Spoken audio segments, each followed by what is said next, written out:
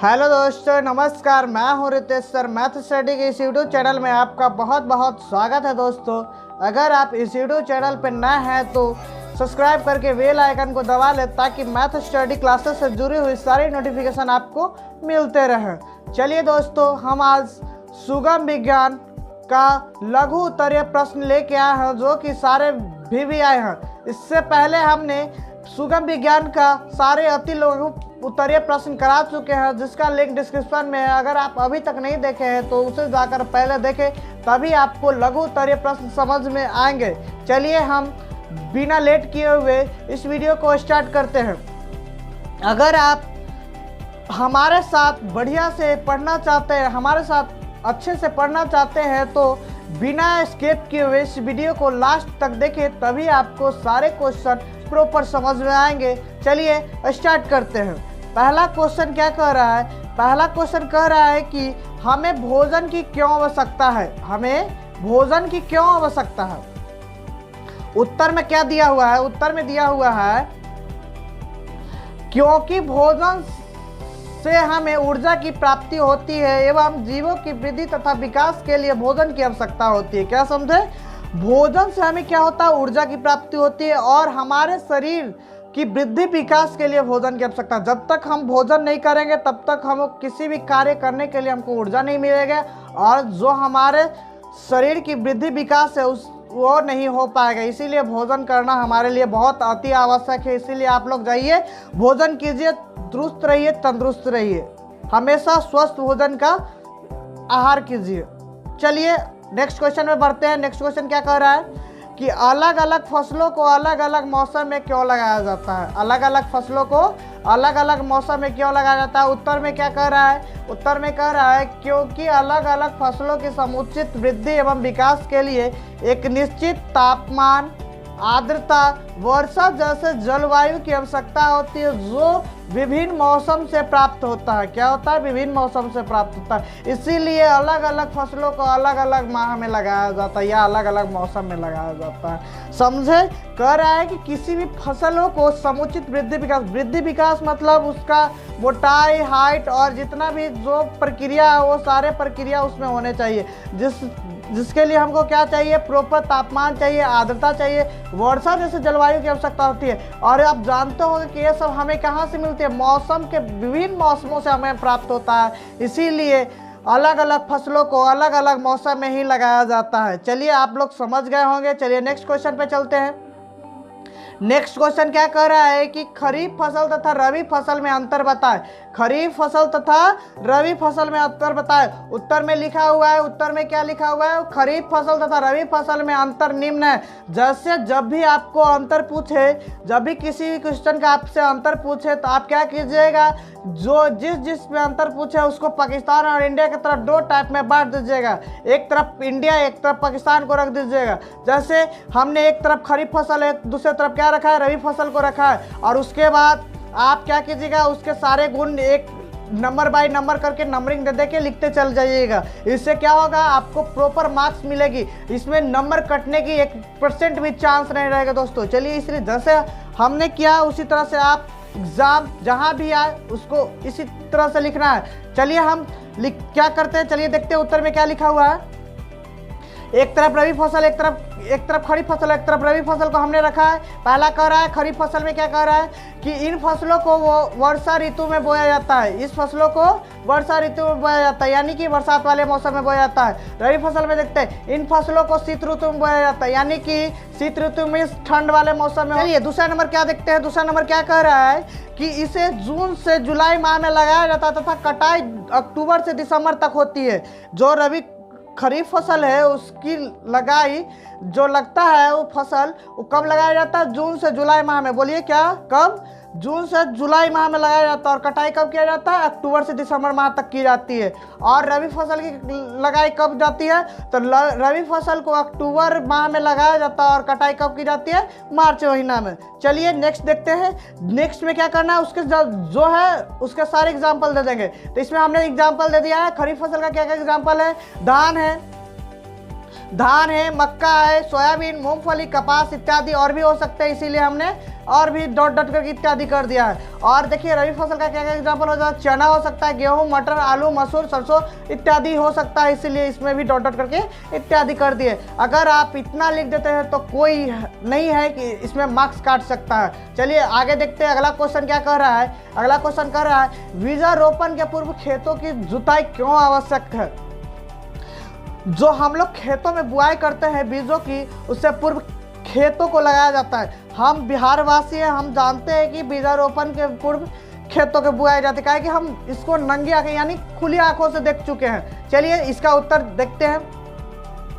क्योंकि जुताइयों से पोषक मिट्टी की ऊपरी सतह पर आ जाती है, साथ ही साथ मिट्टी के कणों के बीच वायु संचार तथा जल क्षमता बढ़ जाती है और सभी प्रकार के खरपतवार भी नष्ट हो जाते हैं। क्या आपने समझा?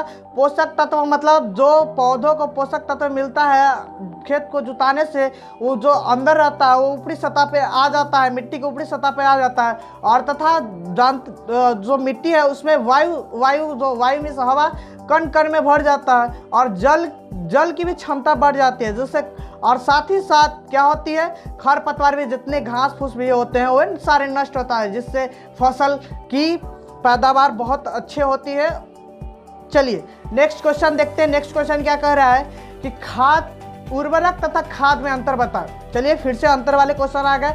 हमने जिस तरह से बताया उसी तरह से करना है। यहाँ पे भी हमने उसी तरह से क्या किया है, अलग अलग दोनों को डिवाइड कर दिया है और इसके प्रॉपर उत्तर लिखे हैं। चलिए उत्तर में क्या है, उर्वरक तथा खाद में अंतर निम्न मतलब नीचे होता है। जब भी पूछे निम्न में क्या होता है, निम्न से नीचे होता है। चलिए पहला क्या कह रहा है, इसका अंतर में पहला है उर्वरक अकार्बनिक रासायनिक पदार्थों के बने होते हैं और खाद का किससे बने होते हैं, खाद कार्बनिक पदार्थों के बने होते हैं। चलिए दूसरा क्वेश्चन करते हैं। इसका निर्माण फैक्ट्रियों में होता है। खाद का कहाँ निर्माण होता है? इनका निर्माण प्राकृतिक में पादप तथा जंतुओं के अवशिष्ट अपघटन से होता है। अब बोलिएगा अवशिष्ट में क्या होता है? अवशिष्ट में सड़े गले चीजों से इसका जो अपघटन होता है, जब पेड़ पौधा या जंतु मृत कर जाता है यानी मर जाता है और उसका अपघटन होने के बाद जो निर्माण होता है वो खाद कहलाता है। चलिए अगला देखते हैं। तीसरा में क्या कह रहा है, उर्वरक का प्रयोग प्रायः फसल के बुआई के बाद किया जाता है। जो उर्वरक है उसको फसल के बोने के बाद ही उपयोग करते हैं। लेकिन खाद क्या कहता है, खाद कहता है कि खाद का उपयोग फसल के बुआई के पूर्व किया जाता है। जितने भी खाद है उसको फसल के बोने से पहले लगाएंगे। चलिए अगला क्या कर रहा है, इसका भंडारण परिवहन तथा उपयोग काफी आसान है। किसका? उर्वरक का जो भी परिवहन और उपयोग है काफी आसान है। चलिए खाद का देखते हैं। इसका भंडारण परिवहन तथा उपयोग उर्वरक के तुलना में कठिन है, इसीलिए हार्ड होता है। इसीलिए कोई लोग ज़्यादातर लोग खाद का उपयोग ना करके उर्वरक का उपयोग करते जाते हैं, सीधे मार्केट से उर्वरक खरीद के लाकर खेतों में दे देते हैं। चलिए अगला क्वेश्चन क्या कह रहा है कि फसल चक्रण की परिभाषा दे। फसल चक्रण की परिभाषा दे। तो उत्तर में है खेतों की उर्वरक शक्ति को बनाए रखने के लिए दो फसलों के बीच एक फलीदार फसलों की लगाने की पद्धति को फसल चक्रण कहते हैं। सिंपल सी बात में, अगर आप लोग बिहार से हैं तो जानते होंगे कि दो फसल लगाने के बाद एक बीच में फलीदार फसल लगाया जाता है, जिससे फसल अच्छी होती है और इसी पद्धति को क्या कहते हैं, फसल चक्रण कहते हैं। इसी पद्धति को क्या कहते हैं, फसल चक्रण कहते हैं। आशा करते हैं कि आप समझ गए होंगे। चलिए नेक्स्ट क्वेश्चन पे चलते हैं। जल्दी सारे क्वेश्चन को खत्म कर लेते हैं। चलिए कह रहा है कि सहजीवन क्या है। सहजीवन क्या है? उत्तर में है जब दो पौधे या जीवधारी साथ साथ रहते हैं तथा एक दूसरे को लाभ पहुंचाते हैं तो उन्हें सहजीवी तथा इस प्रकार के संबंध को सहजीवन कहते हैं। हमसे क्या पूछा? सहजीवन पूछा, लेकिन हमने यहाँ क्या बता दिया? सहजीवी भी बता दिया, सहजीवन भी बता दिया, इसीलिए आपको समझने में आसान होगा। चलिए इसका मतलब समझते हैं। क्या कहा है? कहा है कि जब दो जीव एक दूसरे से लाभ हो रहा है, एक साथ रहकर आप एक दूसरे को लाभ पहुंचाता है। जैसे आपने देखा होगा कि एक भैंस और कौवा एक दूसरे भैंस पे बैठकर कुछ खाते रहता है, कान से उसका जो भी अवशिष्ट पदार्थ रहता है उसको खाते रहता है, जिससे क्या होता है, भैंस का कान साफ और कौवे का क्या हो जाता है, भोजन हो जाता है। इसीलिए दोनों का संबंध क्या कहलाता है? सहजीवन कहलाता है। और जो लाभ पहुंचाते हैं जिसको सहजीवी कहते हैं। तो आप सहजीवन समझ गए। चलिए नेक्स्ट क्वेश्चन पे चलते हैं। नेक्स्ट क्वेश्चन कह रहा है फसलों के लिए सिंचाई क्यों आवश्यक है। सिंपल सी बात है, फसलों को पानी नहीं मिलेगा तो फसलों की वृद्धि विकास नहीं होगी, फसल खत्म हो जाएंगे। चलिए उत्तर में क्या कह रहा है, क्योंकि फसलों की समुचित वृद्धि तथा विकास के लिए जल की आवश्यकता होती है तथा फसलों की समस्त जैविक क्रियाओं जैसे जीवों का अंकुरण, प्रकाश संश्लेषण, अवशोषण इत्यादि के लिए जलों की आवश्यकता होती है, इसीलिए फसलों की सिंचाई आवश्यक है। समझे, जब हम खेत में फसल लगाते हैं तो उसका अंकुरण होना जो आवश्यक, अंकुरण होगा तभी फसल से पत्ते निकलेंगे। प्रकाश संश्लेषण, अवशोषण, ये सब क्रियाएं के लिए फसल को सिंचाई की आवश्यकता होती है तथा भोजन बनाने के लिए भी फसलों को अगर पानी नहीं मिलेगा तो भोजन ही नहीं बनाएगा और जीवित ही नहीं रहेगा। चलिए नेक्स्ट क्वेश्चन क्या कहता है, सिंचाई के पारंपरिक तरीकों को बताइए। जो सिंचाई के पारंपरिक तरीके जो होते हैं पहले चलते थे, अब सारे लोग अधिकतर सिंचाई मोटर या नदी या नहर द्वारा हो जाता है। लेकिन पहले क्या होते थे, पहले सिंचाई के लिए पारंपरिक तरीके थे। देखते हैं उत्तर में क्या है, सिंचाई के पारंपरिक तरीके जैसे घिरनी, चेन पंप, ठेलकी, रहट इत्यादि हैं। देखा आपने कितने हैं, घिरनी है, चेन पंप, ठेलकी, रहट इत्यादि है। इसका उपयोग मुख्यतः भारत में किया जाता है। हाँ दोस्तों, इसका उपयोग मुख्यतः भारत में ही किया जाता था और अन्य देश में किया जाता, लेकिन ज़्यादातर भारत में किया जाता था। इस तरीके में जानवर तथा मजदूरों का उपयोग किया जाता है। हाँ सिंपल सी बात है, किसी भी काम करने के लिए किसी न किसी जरिया की जरूरत होती है जिसमें जानवर तथा मजदूर हेल्प करते थे। चलिए नेक्स्ट क्वेश्चन देखते हैं। नेक्स्ट क्वेश्चन क्या कह रहा है, खरपतवारों का नियंत्रण क्यों आवश्यक है। खरपतवारों का नियंत्रण क्यों आवश्यक है, तो उत्तर में है खरपतवारों को उपलब्ध होने वाली पोषक तत्व जल, सूर्य का प्रकाश, स्थान आदि का उपयोग करते हैं। इसका प्रभाव फसलों पर पड़ता है, इसीलिए फसलों को अच्छी उपज के लिए खरपतवार का नियंत्रण आवश्यक है। जितने जो खरपतवार होते हैं जो फसलों के बीच अपने से खुद से उग आते हैं, क्या करता है, फसलों के जितने भी पोषक तत्व है उसको ग्रहण कर लेता है। उसके सूर्य प्रकाश जो किरणें सूर्य से हमको सूर्य प्रकाश मिलता है पौधों को, वो ग्रहण कर लेता है और स्थान का भी ग्रहण कर लेता है, जिससे फसलों का समुचित वृद्धि विकास नहीं होता। इसीलिए फसलों अच्छी उपज के लिए क्या होता है, खरपतवारों का नियंत्रण आवश्यक है। चलिए नेक्स्ट क्वेश्चन देखते हैं। नेक्स्ट क्वेश्चन क्या कह रहा है, अनाजों का भंडारण क्यों आवश्यक है। अनाजों का भंडारण क्यों आवश्यक है, उत्तर में है अनाजों या अन्य भोज्य पदार्थों को भविष्य में उपयोग एवं सुरक्षित रखने के लिए अनाजों का भंडारण आवश्यक है। क्या आपने समझा कि हमारे जो अनाज है उसको सुरक्षित रखने के लिए तथा भविष्य में उपयोग यानी कि भविष्य में उपयोग करने के लिए अनाजों का भंडारण आवश्यक है, अति आवश्यक है। चलिए नेक्स्ट क्वेश्चन क्या कह रहा है, पशुओं से प्राप्त होने वाले भोज्य पदार्थ के नाम लिखे। यह क्वेश्चन लास्ट है, अंतिम है, इसको आराम से देखिए। क्या कह रहा है कि पशुओं से प्राप्त होने वाले भोज्य पदार्थ के नाम लिखे।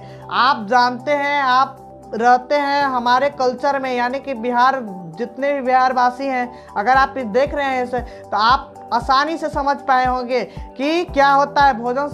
पशु से हमें क्या कौन सा भोज्य पदार्थ मतलब खाने वाला पदार्थ हमको मिलता है। जैसे उत्तर में लिखा हुआ है, पशुओं से प्राप्त होने वाले भोज्य पदार्थ के नाम निम्नलिखित। निम्नलिखित मतलब निम्न में से नीचे बताते हैं और लिखित में लिखा हुआ है। तो क्या क्या लिखा हुआ है, अंडा, मांस, दूध, मीट, शहद इत्यादि। क्या बोलिए, अंडा, मांस, दूध, मीट, शहद इत्यादि। ये सब हमें कहाँ से मिलता है, ये सब हमें पशुओं से मिलता है, यानी कि जानवरों से हमें प्राप्त होता है, जिससे हमें खाकर ऊर्जा और ताकत हमें मिलती है, जिससे सारे दुनिया की किसी भी कार्य को हम करने के लिए तैयार हो सकते हैं। चलिए दोस्तों, आज हम ओवरव्यू देख लेते हैं, क्या हमने शुरू से पढ़ा उस और क्या देखा। चलिए हमने आज क्या पढ़ा देखते हैं। आज हमने लघु उत्तरीय प्रश्न के कितने क्वेश्चन किए, टोटल 12 क्वेश्चन किए। 1 नंबर से लेके टोटल 12 क्वेश्चन किए, जो हमने प्रॉपर तरीके से समझा। इसको अगर समझ में आया हो तो एक लाइक और कमेंट करके ज़रूर बताएं कि कैसा लगा ये वीडियो, और साथ में ये बताएं कि आपको 8th क्लास का किस लेसन का आपको वीडियो चाहिए और कौन सा पार्ट आपको समझ में नहीं आया, उसका वीडियो मैं अलग से बनाकर आपको समझाने की कोशिश करूंगा। चलिए दोस्तों, धन्यवाद।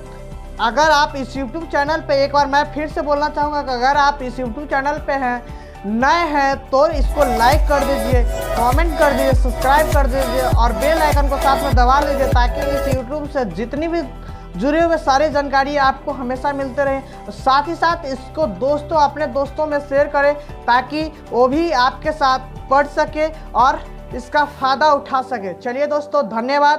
जय हिंद।